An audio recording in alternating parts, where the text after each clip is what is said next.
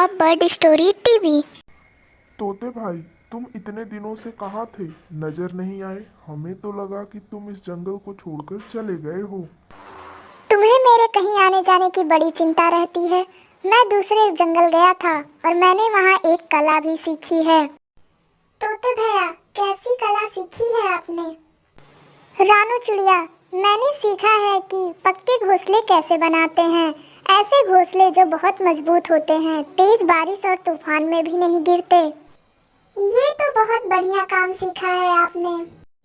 लेकिन रानू चिड़िया, मेरा मन यह करता है कि मैं यह काम अपने जंगल के सभी पक्षियों को सिखा दूं। तोते, ये तो बड़ी अच्छी सोच है तुम्हारी, क्योंकि अब मौसम बदल गया है और तूफान भी बड़ी जोरों से आते हैं। अगर हम सब पक्का घर बनाना सीख गए तो हमें बारिश और तूफान का कोई डर ना होगा। तो तोते भैया, आप अपने स्कूल में कल से ही पक्का घर बनाना सिखाना शुरू कर दो। और कौवे भैया, आप पूरे जंगल में इस बात का ऐलान कर दो कि सुबह होते ही सारे पक्षी तोते के स्कूल पे पहुंच जाएं। मैं अभी जाता हूँ और पूरे जंगल में ऐलान कर देता हूँ। और वे सभी अपने अपने घर की ओर उड़कर चले जाते हैं। और फिर कालू कौवा पूरे जंगल में ये बात सभी को बता देता है। सुनो सुनो सुनो, जंगल के सभी पक्षियों सुनो, कल से तोते के स्कूल पे जाओ, क्योंकि तोता सभी पक्षियों को पक्के घोंसले बनाना सिखाएगा। सुनो सुनो सुनो। और फिर कालू कौवा पूरे जंगल में इस खबर को फैला देता है। कालू जी, ये क्या खबर फैलाते फिर रहे हो तुम? अपना भोजन तो तुमसे लाया नहीं जाता और चले हो पक्के घोंसले बनाना सीखने।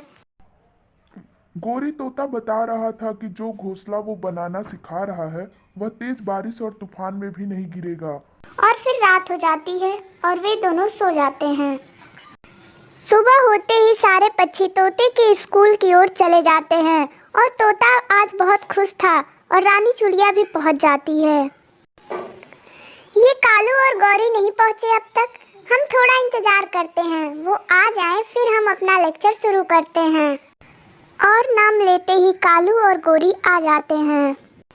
सॉरी पक्षियों, मुझे आने में थोड़ी देर हो गई। कल से मैं पहले ही आ जाया करूंगी।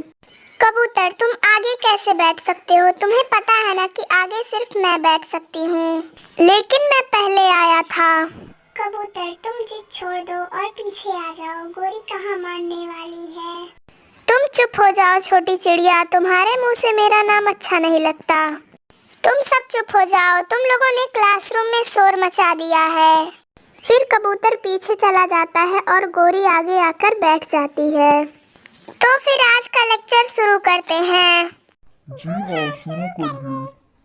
आज मैं आप लोगों को बताऊंगा कि पक्का घर बनाने के लिए किन किन चीज़ों की ज़रूरत होती है।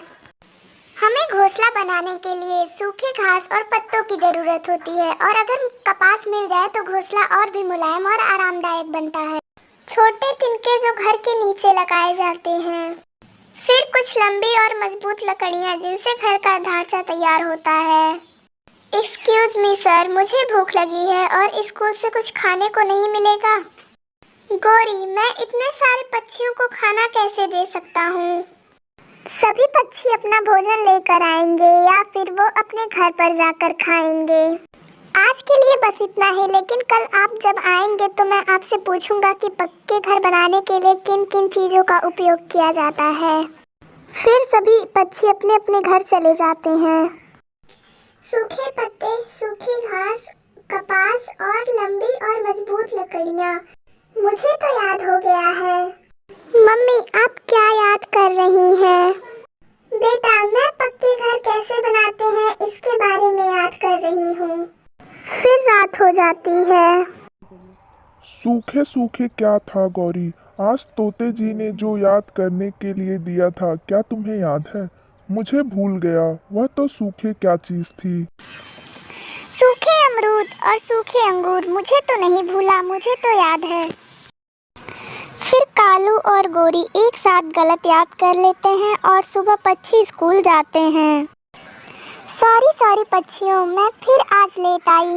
वो क्या है ना, मैं सारी रात याद करती रही, इसलिए सो नहीं पाई और सुबह आँख देर से खुली।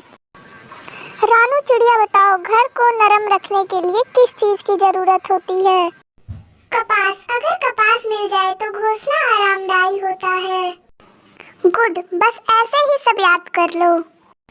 गोरी, तुम बताओ कि सूखी क्या चीज होती है जो घर बनाने में इस्तेमाल होती है? पर वो तो सूखे अमरूद और अंगूर। गोरी की ये बात सुनकर सभी हंसने लगते हैं। गोरी, तुम्हारा ध्यान सिर्फ हर समय खाने पीने की चीजों पर ही रहता है। अपना ध्यान पढ़ाई में लगाया करो। बुलबुल, अब तुम बताओ। सूखे पत्ते और सूखे घास की जरूरत होती है पक्का घर बनाने में। कल सूखा अमरूद कहा था और आज सूखी घास कह रहे हो। तुम्हें तो खुद नहीं पता कि पक्का घर कैसे बनाते हैं। हमें क्या सिखाओगे? चलो कालू, हमें नहीं सीखना कि पक्का घर कैसे बनाते हैं। तुम्हें जाना है तो जाओ, मैं तो नहीं जाऊंगा। सीधे से चलते हो या दो चार थप्पड़ भी खाओगे? और फिर दोनों चले जाते हैं। मुझे तो पहले ही पता था कि गोरी ये नहीं सीखेगी, क्योंकि उसे हर समय सिर्फ घूमना फिरना ही पसंद है। चलो क्लास शुरू करते हैं। छोटे तिनके इकट्ठे करते हैं, फिर उन्हें एक मजबूत शाखा पर रखते हैं, लेकिन याद रखना कि शाखा एकदम मजबूत हो। फिर बड़े तिनके लेते हैं, फिर उन्हें सूखे घास की मदद से अच्छे से लगाते हैं और बड़ी लकड़ियां घर की छत बनाने में इस्तेमाल करते हैं। फिर तोता सबको पक्के घर बनाना सिखा देता है। कालू, मुझे बहुत भूख लगी है। सभी पक्षी स्कूल गए हैं, चलो किसी का भोजन चोरी कर लेते हैं। मैंने खा लिया है। मुझे रास्ते में आते वक्त मकई के दाने मिल गए थे और मैं तुम्हारे लिए चोरी नहीं करूंगा। तो फिर मेरे चुराए हुए भोजन में से खाना भी नहीं। वह सीधे कबूतर के घोंसले में जाती है। वहाँ उसे ताजे ताजे बीज मिल जाते हैं और वह उन्हें चोरी कर कर उड़ जाती है। शाम को जब कबूतर अपने घोंसले में वापस आता है तो अपने इकट्ठे किए गए बीजों को ना पाकर निराश हो जाता है। मैंने बीजों को बड़ी मेहनत से इकट्ठा किया था। इसे जरूर कालू कौवे या गोरी कौवी ने चुराया होगा। फिर दूसरे दिन सभी पक्षी इकट्ठा होते हैं। आज हम अपने पक्के पक्के घर बनाएंगे, क्योंकि आसमान में बादल छा रहे हैं। ऐसा ना हो कि कहीं तेज बारिश आ जाए। तोते भैया, हम सब अपने अपने पक्के घर बनाते हैं, आप चिंता ना करें। और आज की रात हम सब मेरे घर में इकट्ठे भोजन करेंगे। मैंने सोचा है कि मैं आज रात को खिचड़ी बनाऊंगी। फिर तो आज बड़ा मजा आएगा। फिर सभी पक्षी अपना पक्का घर बनाने का काम शुरू कर देते हैं। सभी पक्के घर बनाने का सामान इकट्ठा कर अपना अपना घर बना लेते हैं। गोरी, तुमने तो मेरी एक ना सुनी, ना मुझे सीखने दिया कि पक्का घर कैसे बनाते हैं और ना ही तुमने सीखा। देखो, सबने अपने अपने पक्के घर बनाकर तैयार कर लिए हैं। बनाने दो उन्हें। कौन सा तूफान आ रहा है? गोरी का ध्यान जैसे ही आसमान की ओर जाता है। मौसम बहुत खराब हो चुका था, उसके तो होश ही उड़ जाते हैं। कालू, मौसम खराब हो गया। ये तो कोई बड़े तूफान आने का संकेत है जो हमारे जंगल की ओर ही आ रहा है। अब तो मरना ही होगा। और वो दोनों डर के मारे घोंसले में बैठ जाते हैं। दूसरी ओर सभी पक्षी रानू चिड़िया के घर जाते हैं। चिड़िया, मौसम और भी खराब हो गया है। अच्छा हुआ कि हमने अपना पक्का घर बनाकर तैयार कर लिया था, नहीं तो हमारा क्या होता। रानू, क्या खिचड़ी बन गई है? बस तैयार होने वाली है। फिर बहुत तेज बारिश शुरू हो जाती है। कालू, मरने से अच्छा है कि हम रानू चिड़िया के घर चलते हैं। अगर पता होता तो मैं भी अपना पक्का घर बना लेती। तुम मेरी सुनती ही नहीं हो। अब प्लीज जल्दी चलो, मैं ठंड हवा के कारण मर जाऊंगी। सभी पक्षी तुम्हारी बहुत इज्जत करते हैं, वो तुम्हारी बात मान लेंगे और मुझे भी अपने घर में आने देंगे। और रानू कौवी के घर पहुंच जाते हैं। रानू, तुम अपनी बहन को ठंड हवा में मरने दोगी क्या? दरवाजा खोलो प्लीज। हम अपने व्यवहार के लिए बहुत शर्मिंदा हैं कि हमने तुम्हारी बात नहीं मानी और गलत व्यवहार किया। और फिर वे दोनों सभी पक्षियों से ये वादा करते हैं कि वे आज से अपना सभी काम समय पे करेंगे और गरम गरम खिचड़ी खाते हैं। इस कहानी से हमें यह शिक्षा मिलती है कि हमें अपना सारा काम समय पर करना चाहिए, नहीं तो बाद में पछताना पड़ता है और समय वापस नहीं आता। अगर आपको ये वीडियो पसंद आई हो तो वीडियो को like, comment, share and channel को सब्सक्राइब करके घंटी बजाना ना भूलें। Thank you.